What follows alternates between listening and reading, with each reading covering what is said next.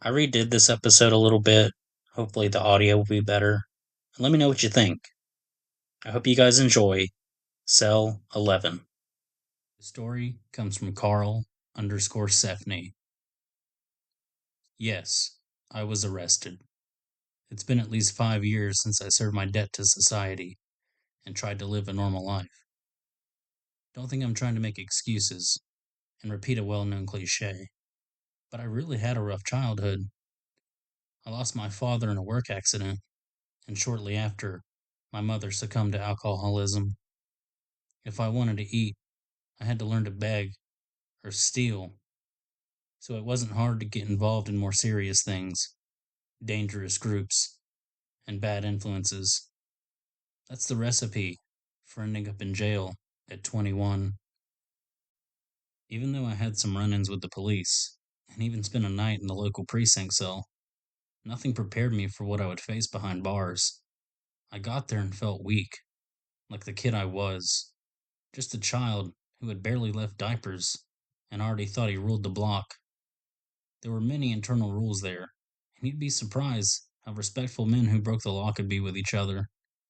There were certain ethical norms, and in cases of disrespect, the court came into play.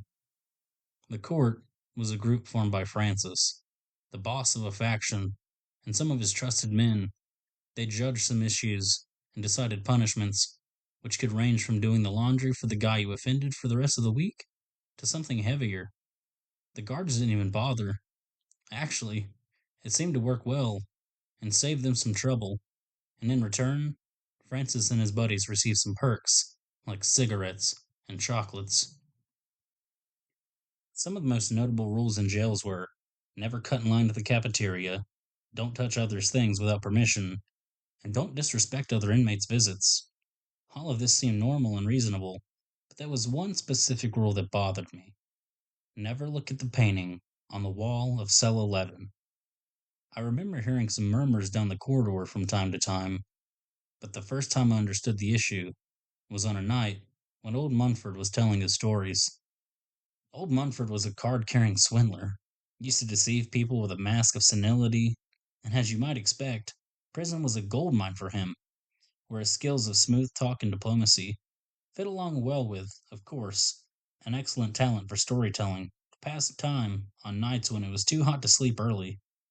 That particular night, the conversation revolved around the unwritten rules of the prison, and that's when Munford mentioned the mysterious rule of cell 11. Listen up, lads, he said, with a tone of seriousness that grabbed everyone's attention. In cell 11, there's a painting on the wall, and there's a very clear rule about it. Never, under any circumstances, look directly at it. The murmurs spread throughout the circle of inmates. It was painted by a guy who passed through here a long time ago for killing his own mother. He was locked up in solitary confinement in cell 11, and during a psychotic episode, he used something that no one really knows what it is to paint the eye. They say that since then, strange things happen to those who defy this rule, from terrible nightmares to disappearances. All right, old man, enough of scaring the ladies. Francis's voice interrupted, and I swear I could see some of the inmates jump in fright. Some colleagues nervously laughed, trying to dissipate the heavy atmosphere that had settled. I, on the other hand, couldn't shake those words from my head. The painting in cell 11, the psychotic murderer, the stories of nightmares and disappearances. All of it intrigued me in a way I hadn't expected. That night, lying in my own cell, the thought of the painting haunted me.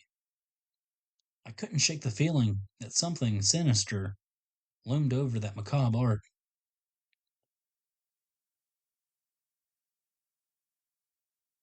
Days passed, and I did my best to avoid any mention of cell 11, even though I thought about it all the time. It was a kind of obsession mixed with fear and apprehension. I longed to know more, but I didn't have the courage to ask. However, fate, or perhaps my own imprudence, decided to play with me. I was playing basketball on one of the sports nights we had in the yard when Bob, a big, tall guy, threw himself against me to prevent a basket I was about to make. I felt my body collide with Bob's, and for a moment, the air seemed to have been sucked out of the room. I found myself awkwardly falling to the ground, the sound of my body hitting the concrete echoing in my mind. As I tried to catch my breath, I saw Bob's face, contorted in a mixture of anger and triumph. He knew he had taken me down. I took a deep breath, ignoring the throbbing pain spreading through me, and struggled to get up. Bob was laughing, a guttural sound that seemed to resonate in my ears. It only fueled my irritation. I wanted to retaliate, but I knew it would only result in bigger problems. So I swallowed my wounded pride and moved on, trying to focus on the game. But when the game ended and everyone began to disperse, I felt a heavy gaze upon me. It was Bob, staring at me with a disturbing intensity. I frowned, feeling uncomfortable with the way he was watching me. It wasn't like I had never faced intimidating stares before, but there was something different about the way he was looking at me, something that sent shivers down my spine. I tried to ignore him and move on, but his presence hung over me like a shadow. As I walked away from the court, I felt a chill run down my spine. I decided to head back to my cell, hoping to find some peace and quiet there. But upon arrival, I was met with an unpleasant surprise. The guard responsible for the corridor, Tully, was standing in front of cell 11, with the door open and staring inside, mouth agape. "Hey, Tully," I asked, approaching at a safe distance.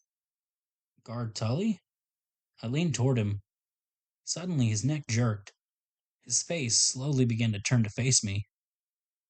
Now, the moonlight caught his face very well, illuminating the pale skin that reflected like a beacon in the dark corridor. I could see now the tear streaks down his cheek, his eyes staring at me with an irritated red hue, as if he hadn't blinked in a while. Without changing the expression of his face, a scream poured from his throat, along with a thick strand of saliva. My legs started to tremble as I watched that surreal scene unfold before me. Part of me wanted to run away as fast as possible, but another part was paralyzed by fear and morbid curiosity. What the heck was happening to him? Tully continued to stare at me, with his bloodshot eyes, emitting that shrill scream that echoed through the empty prison corridors. I could feel my heart pounding irregularly in my chest as my mind tried to find a logical explanation for it all. The guard then staggered towards me with a wobbly step and placed his hand on my shoulder. I felt the grip tightening. "Tully, please!" I said louder, not to him, but to see if it would attract the attention of someone who could help. He put the other hand, even stronger, his face now inches from mine, allowing me to smell an acidic odor emanating from his hoarse voice. Now his nails, digging into my uniform, and I could hear them entering my skin, tearing. "Stop! Please!"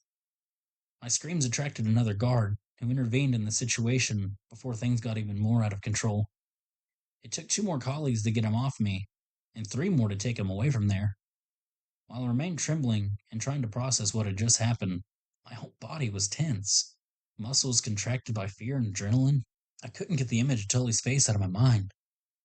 My mind automatically returned to the stories Munford had told about Cell 11 and the wall.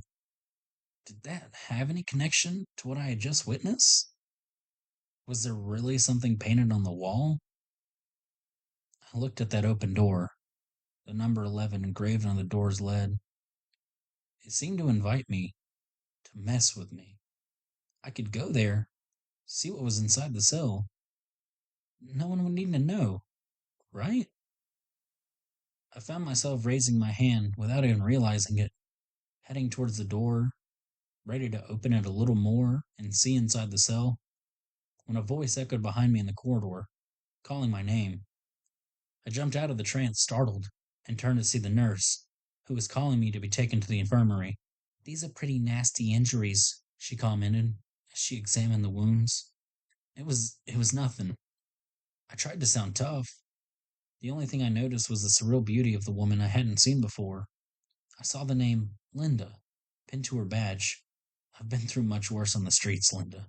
Miss Linda, she corrected, tightening the badge knot with a hint of annoyance at the taunt. I let out a small ouch of discomfort, and I could see a small smile forming on her face. And Tully? I continued, trying to change the subject. He, well, seemed strange. Very strange tonight. Linda's expression instantly changed upon hearing the guard's name, her eyes darkening slightly, and a shadow of concern crossing her face. We still don't have much information. It seems to be a psychotic episode. We had to sedate him. She shook her head, pointing to the stretcher behind me, where he now lay peacefully, in contrast to moments before. A psychotic episode? I repeated, my voice sounding more like a whisper than I would have liked. Does does this happen here often? Linda hesitated for a moment, as if pondering what to say. Not so often, but it happens, she finally replied, carefully choosing her words. The environment in here can be challenging for some. Not everyone can handle the pressure. A guard entered, requesting the girl's services for a sick inmate. She quickly adjusted the IV in my vein and bid me farewell, saying that I would be under observation that night. That early morning in the infirmary was long and restless. As I lay on the stretcher, watching the shadows dance on the walls in the dim light of the lamp, my mind was in turmoil. The image of Tully's contorted face, his red and empty eyes, continued to haunt my thoughts. Whenever I tried to close my eyes, that memory came back, until, irritated, I decided that I would sleep one way or another. I began to ignore the thoughts and try to induce sleep, no matter how shallow. Gradually, I calmed down, clearing that terrible picture from my mind, when I felt something strange. A tingling sensation took over my body. I felt my face start to warm up, and a familiar smell in the air. I could smell that acidic odor coming from Tully's mouth now, right in my nose. I started to tremble, the palms of my hands sweating, as I thought it was a vivid nightmare. Wishful thinking. I opened my eyes, only for my heart to race abnormally. There, with his face almost lying on mine, with his eyes glazed and his mouth wide open, in a silent scream, was Tully, standing. I could see the empty stretcher and the sheets on the floor. On his arm, the needle now disconnected from the IV, dripped blood all over the floor, in a darker tone than normal. Panic took hold of me as I stared at that surreal scene before my eyes. I wanted to do something, scream for help, but it was as if I was in a sleep paralysis. I wanted to get out of there as fast as possible, but my throat seemed closed, as if fear had completely taken over me. Tully remained there, motionless, like a statue, with those empty eyes and the mouth open in a silent scream. Blood slowly dripped from his disconnected needle, forming small dark puddles on the infirmary floor. Finally, after an eternity, I managed to gather the strength to move. With a tremendous effort, I reached for the button that called for help and pressed it with all my might.